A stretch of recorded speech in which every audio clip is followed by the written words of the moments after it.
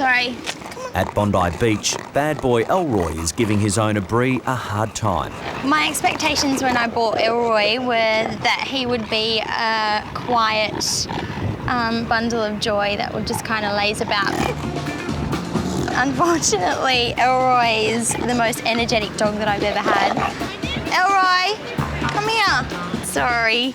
I don't normally let him off the lead because he will just run off and jump on people and eat people's food.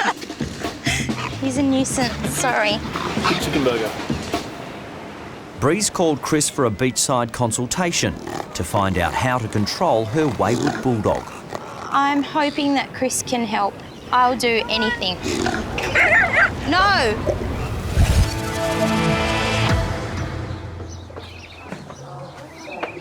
Hi, how are you? Good. Got a southern Boobook here. A Boobook, okay. Barry from the wildlife rescue group Wires has brought in a sick orphan. All right, do you want to come through and we'll have a look in? Yeah. There's no obvious signs of trauma, no signs of fractures in those wings. Chris's first patient of the day is a seriously malnourished Boobook owl. He hasn't eaten for quite a while and he's been very weak and very distressed, so any nutrition you can get into him is going to be very welcome. And as you can see, he's taking it up beautifully. Too weak to catch his own food, this little guy is close to starvation. Give him some fluids underneath his skin. His skin's so incredibly fragile too. He's got to find a spot. Perfectly designed, isn't he? I hope that's a look of thanks. While Chris has done everything he can for the owl, his patient has passed on more than just thanks.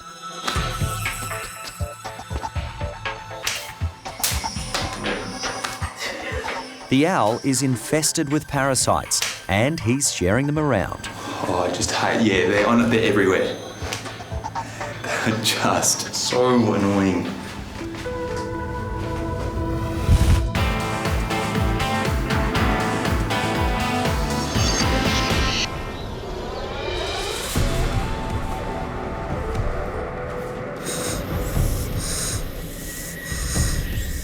Pretty pale, isn't he? Yep. Sweetheart. As soon as you see white gums in a dog, you know it's an emergency. She's been bleeding in her gums, so any slight bump, she could bleed. She's really in quite a critical state.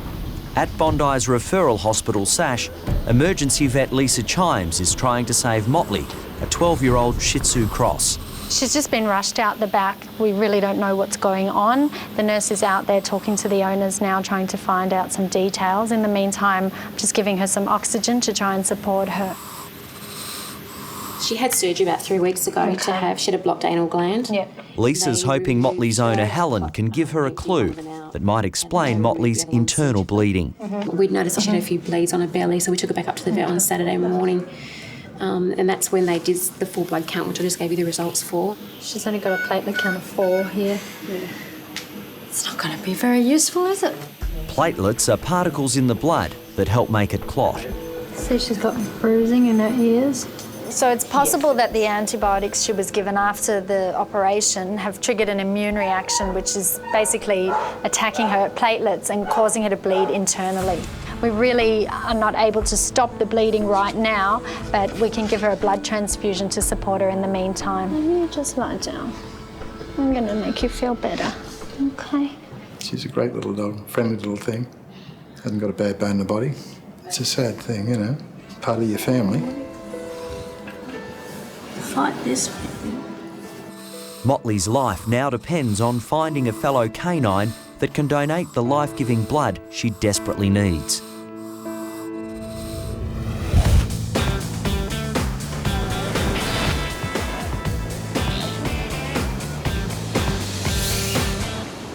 He's too strong now, and you know, it was fine when he was a puppy. How could you not love him? 10-month-old bulldog Elroy is out of control. Owner Bree is hoping Chris will come up with some solutions to his bad boy behaviour. Simplest and most logical step is the fact we've just got to get rid of those. They're massive. It's unbelievable. What we need to do is settle him down. I know. I'm all for that. Chris believes Elroy's testes are producing too much testosterone, leading to his dominant, aggressive behaviour. Elroy! Castration is often the answer for male dogs who are running amok. Sorry. Me and my partner definitely do feel differently about Elroy and his masculinity. I would like to have him desexed. He doesn't want him desexed. He likes the look of Elroy being this big, strong, tough guy with rather large testicles. And I think, you know, he might have what he doesn't. In terms of maintaining his manhood and making him look masculine, there is an option. A few years ago, a guy actually invented something called neutricals. They're essentially silicone balls. No. Seriously. Seriously. Who thinks of these things? Funnily enough, Americans. Hi, Dr. Brown. How are you, sir? Oh, not too bad at all. Now, you're the man to talk to if we're looking for silicone testicle implants for dogs. Yes, sir. This is Nudicle Central. Chris is talking to Greg Miller, the president of the Nuticals Corporation. Is there more than one, I guess, model of Nudicle? Can you? We have four different models. The Nudicle Original, the Natural, the Ultra Plus with scar retard, and the Ultra Plus with scar retard with the epididymis. They come in literally quarter-inch increments. So, I mean, we can get it down to a gnat's knee, I'm telling you. Elroy's Nuticals come with a price tag of $380. I think we'll go for the Ultra in the medium size for Elroy. That sounds about right. We can get that order out today. Orders placed today, go out today.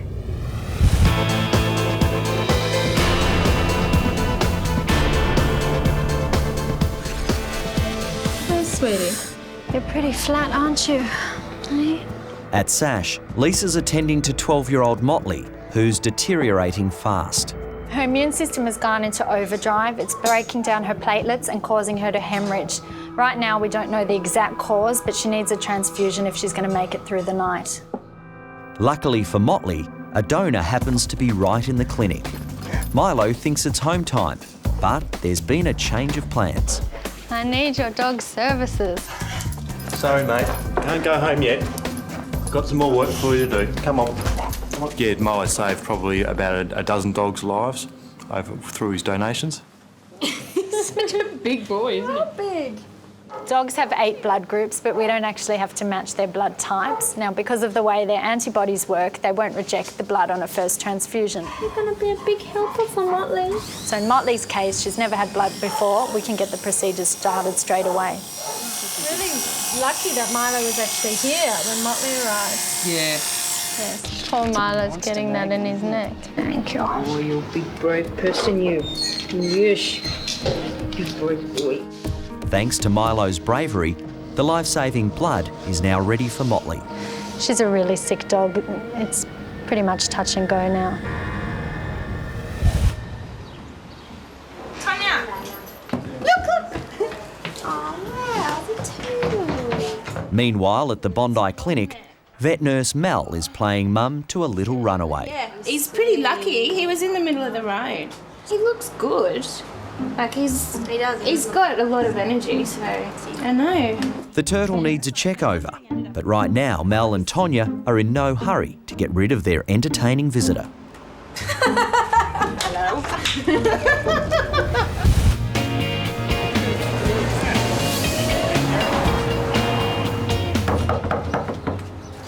How you going? Hi, I've got a package full, Chris. That's great. Thank you very much for that. These are some well-travelled balls, that's for sure. Elroy's Nuticals arrive at Chris's house. Well, they're there. Here they are. So, Elroy's 2 new testicles. They look to be the right size. They feel about right. So, Elroy's big day, well, it isn't too far away. This is the Nuticals instruction manual. It's a very strange piece of paper. I'm sure customers would have had a good look at this. It's almost like IKEA. They give you numbers to follow and an instruction sheet about the steps to take to make sure you get the implant in the right way. So strange. He's not scared. Come on, mate. Plus, we've had him under a heat lamp, so he's all warm and full of energy. This must be Chris's day for unusual patients. First, the owl that survived a plague of parasites. Now, a turtle whose GPS has clearly malfunctioned. I think your mates actually got rid of you because you're actually annoying. They said leave home and run away. We're sick of you. I'm just looking for any fractures in the shell, any injuries to the soft part of him. He looks fine though, he looks in great nick. He's not dehydrated at all. You can see his eyes very, very liquid. There's no sign of it being sunken up or anything like that. A lot of people think they just have to live in water and as a result, if they find one, they whack it in a bucket of water, but it can actually be a bad thing for them because being dry is quite good for them. But they love to migrate. They'll walk huge distances to find new patches of water, new territory, and that's where they get into trouble because they have to cross roads and that's when they get hit by cars. Yeah, he's ready to go. You've got the right direction too, it is that way, you're good.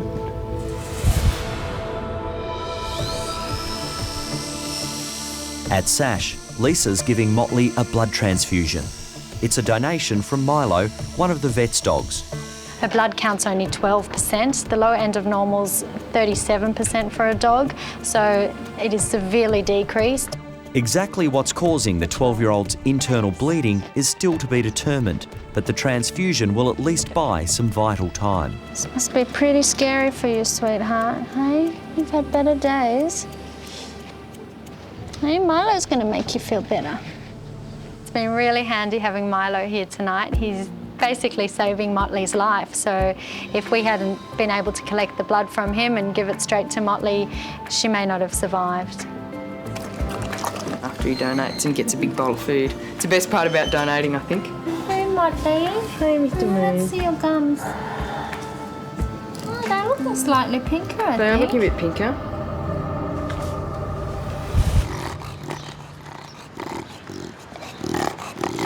Very big day for Elroy and I. I'm actually really excited about it because I feel like it will be just so much relief at home and on our walks, and I'm hoping it will make a difference, yeah. Elroy wouldn't be quite so enthusiastic about his trip to the clinic if he knew just what was in store. It wasn't hard convincing your boyfriend that silicone was the way to go? Not at all. Just for the simple fact that he just had to be done. I think every man likes silicone anyway, but he loves his personality, but he does realise that he's out of control, so it's definitely time to do something about it, isn't it, mister? You are a wild child, aren't you? That's them. That's them there. Now, They're kind of, I don't know. don't say small. Don't say too small. They do look smaller than his, though. They're slightly compressed because they've been in air freight. Okay, cool. All right, we've got everything sorted now. He's even too crazy to say goodbye to, aren't you? Huh? Goodbye. Bye, little one. It's so loud.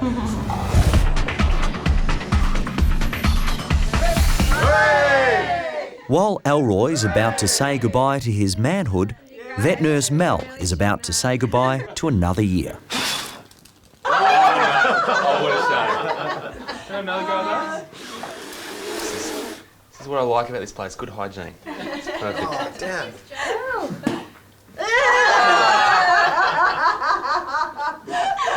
Mel, you've had your moment. Time for Elroy to have his. From cake to cags. That's it, let's go.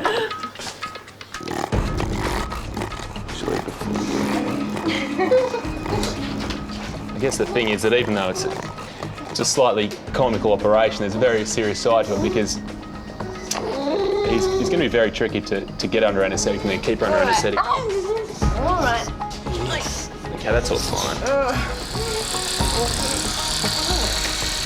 Because of Elroy's boisterous behaviour, it's an operation that has to be done. I just don't really want to give him too many sedations to settle him down because it's actually going to make the anaesthetic a little bit more dangerous for him. Hey, buddy, come on. You behave. Elroy. Good boy.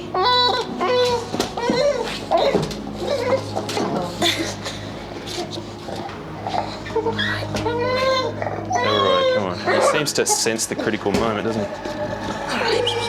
Elroy's about to become the recipient of fake testicles, imported from the United States. Can't say it's going to be a disappointment to see you asleep. You'll be fine, mate. You'll be all right. The testosterone-fuelled Bulldog was out of control. His owner, Bree, wanted him castrated to settle him down, but her boyfriend didn't want Elroy to lose his manly looks. Chris came up with a clever compromise. So we've got our first testy there. Now, normally I'm just taking it out, but now I've got to be pretty conscious of actually getting it out and leaving enough room to get it back in as well. Yeah. So that's one out there. All right, Mel, can you get me the first of the nudicles thing? Yes. Okay. All right. If any wives are sitting at home looking at this, thinking that maybe their husband could go through a similar thing, think again. It's not that easily done, thank you very much. You can sympathise with plastic surgeons. The operation's turning out to be very delicate, and the nudicles are a snug fit. I think I said it before, it's a simple matter of pulling one out and putting it straight back into the place it came from, but we probably almost overestimated his size, and it's proving quite a challenge to get this one in. So now we've got the nudicle in place, we're just going to stitch it closed. It's just so tricky though, because everything's so slippery, and it's made the surgery actually very, very difficult. So we're 50% there, one down, one to go. Now with the benefit of experience, this one should hopefully be a little bit easier. Elroy probably doesn't care right now, but he's a pioneer.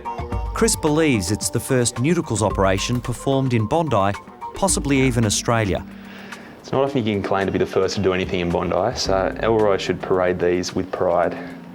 This is the final part where we're going to push the last one down into place. Once we've done these stitches, then we'll let Elroy wake up, and from there then he's going to wake up to find something has changed, but in a way something stayed the same as well. Motley! Hi, sweetheart. You're looking a bit happier this morning, hey? At Sash, the blood transfusion has helped Motley make it through the night. Motley was a very sick little dog, and without Milo's blood, I don't think she'd be here this morning.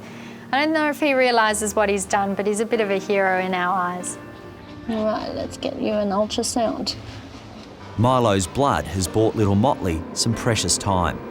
But sadly, the ultrasound reveals chronic heart disease. Shortly after, Motley lost his battle to survive. This is a lot more picturesque than those main roads, isn't it? Huh? Chris is now returning the wandering turtle to his natural habitat at nearby Centennial Park. Beautiful spot. It's like Kakadu. Birds, ibis, you know, now a turtle. There you go, mate.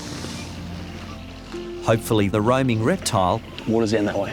will stay put this time and keep clear of major roads. He's back where he belongs. Pretty slow entrance, but he's happy in there now.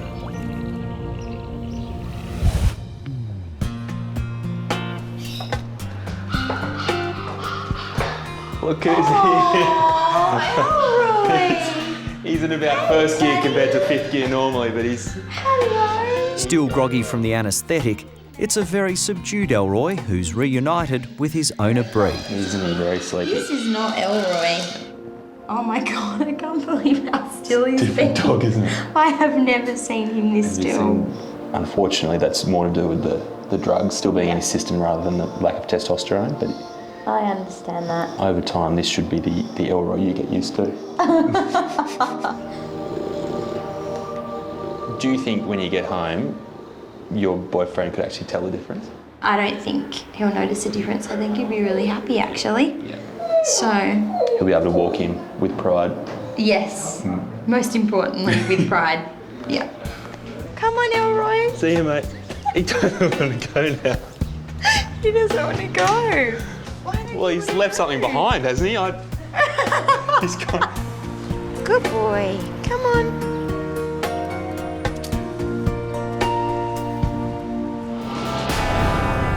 How you going?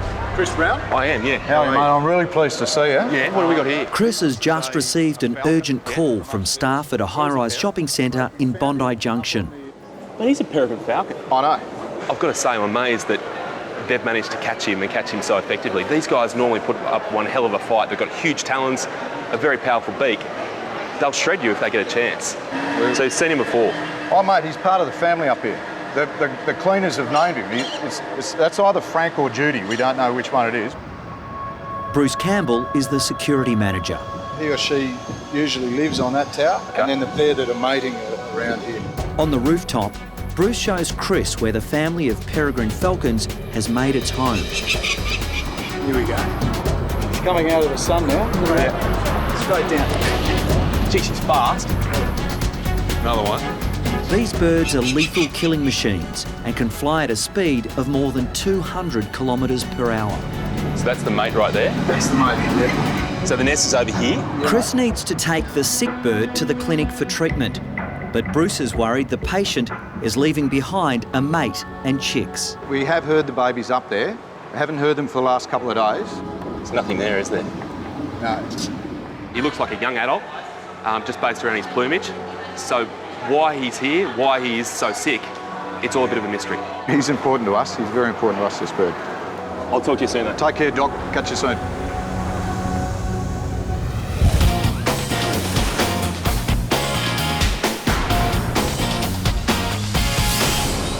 Andrew, this is from the retriever they're here that is coming out of the car. They're the radiographs. Is this the bloated one? Yeah, it's bloated. The owner's really distressed. Ooh, I think dog will be a bit distressed too. That's got to be a GDV for sure. That's full of air and that looks like she's got a bit of a twist in it. So let's go find her. Okay. Cheers.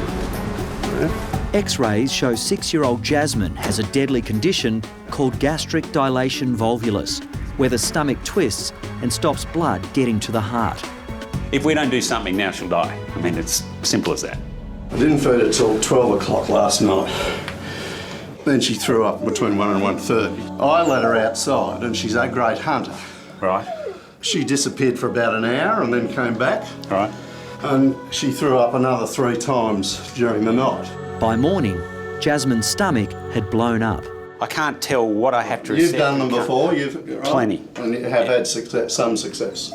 Oh, I would say 80 to 90% of dogs do very well. Right. There's a good reason for Ross's interrogation. 2 years ago, he lost another curly-coated retriever to the killer condition. As long as I'm not getting some intern working on it, or something like this, No.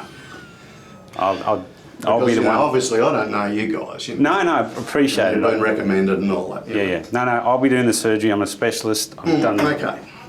hundreds. Okay. That's fine. The best thing we can do for now is get some of that air out. And the best way to do that is to literally stick a needle or a trocar in there and let it hiss out like a balloon empty. Jersey.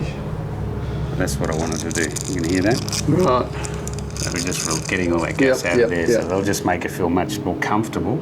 What causes GDVs? There's a whole lot of things, but it is associated often when they've had a meal, then they go and run around a bit, and for whatever reason, maybe the stomach's a bit heavy and it just flips on itself, twists, and as soon as it does that, as I said, the stomach just starts blowing up, it can't empty, and then they very, very rapidly decline. So yeah, I mean, it is difficult, and especially with Ross, he is on edge and he's pushing to say, it's going to be okay, and I can't promise that. Really, I don't know how bad she is inside until I'm in there. And I could get in there and find that her stomach's black and most of it's died, and that's awful. I mean, her chances of survival, if that's the case, it's just woeful. Good luck. Thanks, Ross. Luck always helps. See how we go.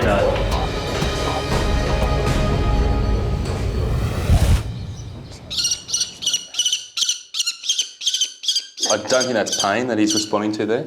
No, I think he's just frightened. Chris is back at the clinic, investigating why Frank the Falcon can no longer fly. When you first get presented a big bird like this, you'd be thinking that, hey, it's flown into a window or it's had an injury whilst it's been flying. But I can't see anything there. There are no fractures that I can feel in his wings. His legs feel pretty much intact. He just feels a bit skinny. So it's a bit of a mystery as to why he's now so ill that he can't even get up into the sky. Falcon yoga. It appears Frank is suffering from a combination of exhaustion and malnourishment. See in the corner of the mouth? Yes, yeah, I do. What looks like a big plaque of fungus, so thrush, and that is a classic sign of weakness in birds. Weakness, yeah. So that little yeast, if it gets a chance, just grabs hold of their immune system if it is weakened. Yeah. And starts to grow, it makes feeding difficult, and it can extend down It compromises the their bird. throat a little bit, yeah. Frank needs antifungal medication and antibiotics immediately. His immune system has to do the rest. The medication will help, but it's up to Frankie. Chris is also concerned about the condition of Frank's mate and chicks still at the top of the tower. What's happening with those chicks? Are they being cared for? Are they in good health? Are they unable to be fed without Frankie being there? Good boy. It's one way to keep you quiet. Yeah. Oh, that's good. I think that's confirmed the fact he's a male. Definitely. Food does keep him quiet. Plus he's mouthy as well. I wasn't going to say that. Frank the Falcon, rescued from a Bondi shopping centre, is now getting stuck into a feed of raw meat. I guess what I'm most happy about right now is the fact that he's a lot more alert, he's a lot more feisty, he's pecking at my finger, and he's really keen on this meat.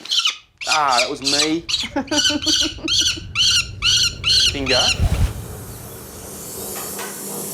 It's twisted 180 degrees on its axis, so it's, you know, it's what we expected. So I've just got to get in there and flick it back into the right position, then we can have a look at what the stomach's doing and see if it's damaged at all. At Bondi's referral hospital, Sash, Andrew's attempting to save Jasmine from a deadly twisted stomach. Well done, Andrew. Stomach's a bit bruised, but considering she's potentially been bloated for about 12 hours, it's actually remarkably good. If we didn't get onto this very quickly and didn't operate, she'd die. I think another hour or so and she'd have been collapsed in a heap on the ground.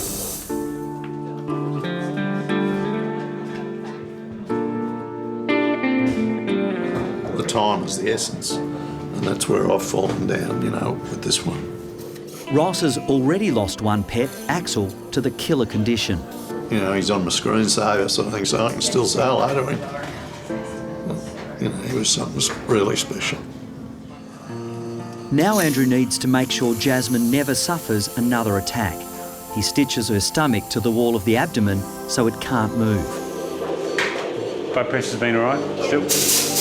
And I think your chances are fantastic now, but I always worry for that first 24-hour period. Happy? Oh, well, we hang in there. Goes on, doesn't it? Because, as I say, that's what happened with the other one. We took him home. It was as if he just wanted to say goodbye to us, you know. It was dreadful. So we'll just see. She's not with us, is she? Yeah, okay. Hang in there, Jazzy. She's had better days.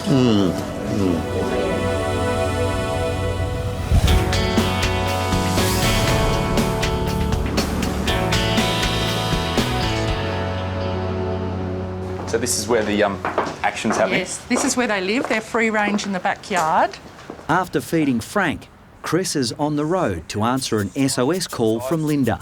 So he just hassles her and just... Yes. When he's not in his little chastity cage, he's... Yes, he jumps on her a lot. He tries to make babies. Do you want me to get him out? I wouldn't mind seeing it. Bunny's fallen in love with his Flemish giant flatmate. He just won't leave 5-year-old Archelina alone. So, Chris, you can see the problems we're having. Fairly, I don't know, I mean, it's a pretty subtle gesture that Bunny... Naughty Bunny, naughty boy, naughty. The thing about rabbits is they grow up very fast. They're sexually mature from 8 weeks of age. He's 4 months of age, so he's almost in his prime. But, Chris, you must know yourself how awful it is when you get unwanted attention from the opposite sex. So it's horrible, isn't it? I wouldn't know what you're talking about. I've never had unwanted attention of that variety, if that's what you mean. Poor Archie, look. It's disgusting. And it gets very tiresome for Archie. Oh dear, Bunny, stop it. So we need to castrate him. Okay, wow. But he's a bit small, isn't he? No, They're there. They're there. Oh, they're That's there. good. Okay. Oop, he doesn't like that. So the only real solution here is the snip. Get rid of those hormones altogether and hopefully Bunny will start behaving himself. But that's no guarantee. You see, this could be dominance related rather than hormone related. If that's the case, then Bunny needs a new address. Bunny, put it away. You're not going to believe this. I think this is the partner to the Falcon. You're kidding. No. Oh, God. In a strange twist of fate, a second falcon has been rescued from their home at the top of a Bondi shopping centre. Gee, she's feisty. Just like her partner Frank, Judy can't fly. But despite her weak condition, she's putting up a good fight. Just a real handful. She's a real wriggler and also you get it wrong and she launches those talons or a beak right into you. She really doesn't have much to her body. She's really skinny.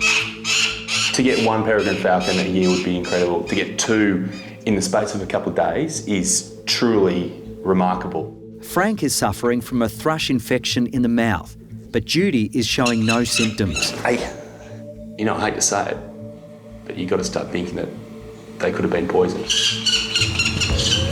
These are the greatest flyers in the world, yet they can't even get off the ground. Something's going on. Frank, Judy, Frank, you know each other. I've got this nagging concern. If she's here and if he's already here, who's looking after the babies? Those chicks now are all alone without anyone to care for them, and that's a big worry.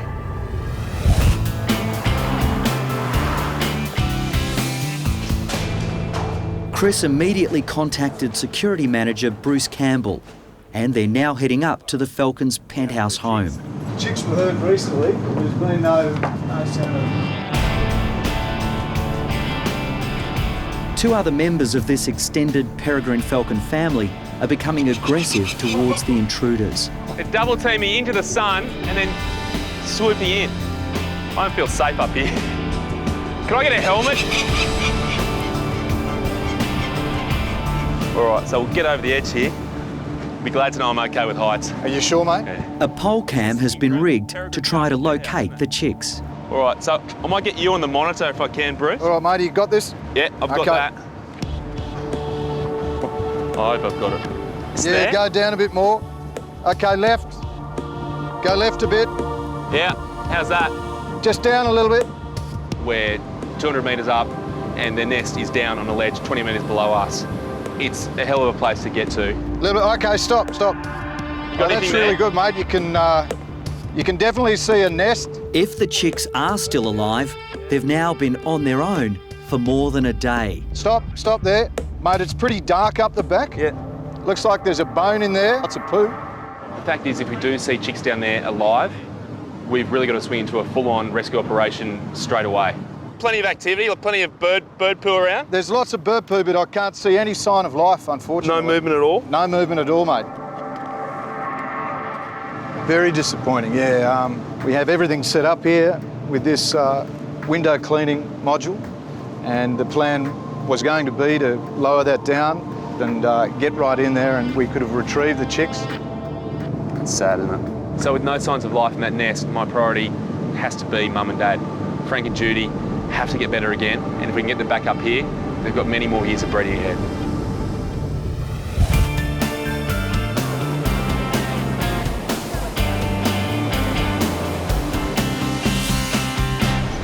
Oh, he's very upset. Well, at least we've got it on video, huh? You can look back on the good days. Yes. At the clinic, the love-struck bunny has arrived for his delicate operation. You look after him, won't you? I will, don't worry. He is very special to us, despite his debauchery. He's very special, I'll give you that. I feel that I'm taking away his, his manhood, emasculating him. Same way my partner feels, really, most days. Operating on a tiny subject like Bunny is difficult. He's got this ability, even under anaesthetic, to actually suck them back in. So you touch them and he'll subconsciously pull them back into his body. So once you've got one, you hold on to it.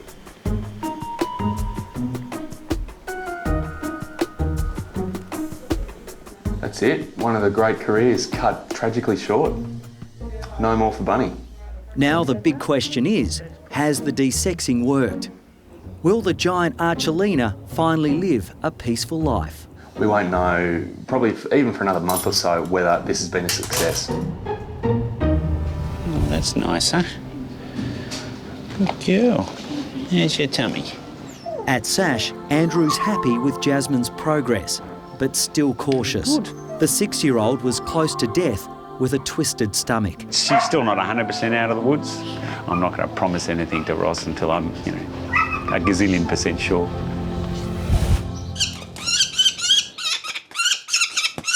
Back at Bondi, Chris is ready to release the Falcons. The fact is, you can almost kill them with kindness. If you keep them in captivity for too long, they become quite unfit and they almost forget what is required to survive out there. Ah, yeah, that's really clamping down. Oh.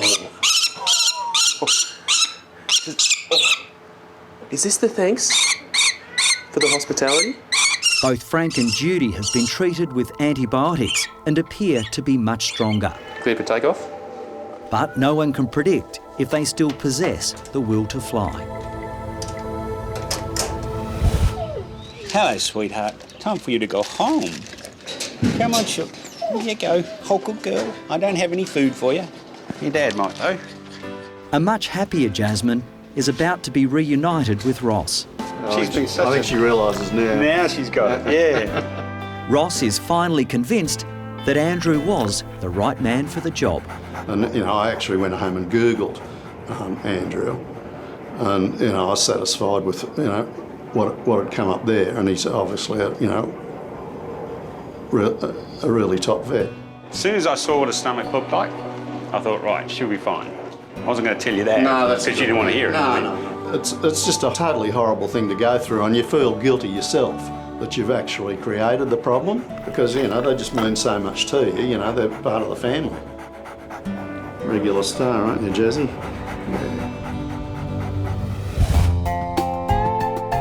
As for Loverboy Bunny, the operation worked, and Archelina is one relieved rabbit. He doesn't seem to be very interested in it at all anymore. So he and Archie are just good friends now. It's purely platonic. Isn't it, Bun? Are we going to do it at the same time? No, we'll do one at a time. Okay. And finally, the ultimate moment for Frank and Judy. They have to fly to survive. You recognise this, mate? Recognise that view anyway, wouldn't you? Frank is hesitant about his first leap of faith. You never know. You get here and you just never know what's going to happen. And right now he's just assessing the wind conditions. Yeah. Wind out of the southeast at 5 knots, gusting up to 7. Put a bit of flap on the right rudder. Adjust the flaps. He's starting to perk up. Look at him. Oh, look at that, mate. That's awesome. He's away. That is fantastic. And soaring. Go, Frank. Look at him, mate. You got her? Yeah. She's not going to waste her time here. Now it's Judy's turn. Will this release be a complete success? Come on, gorgeous. Look at that.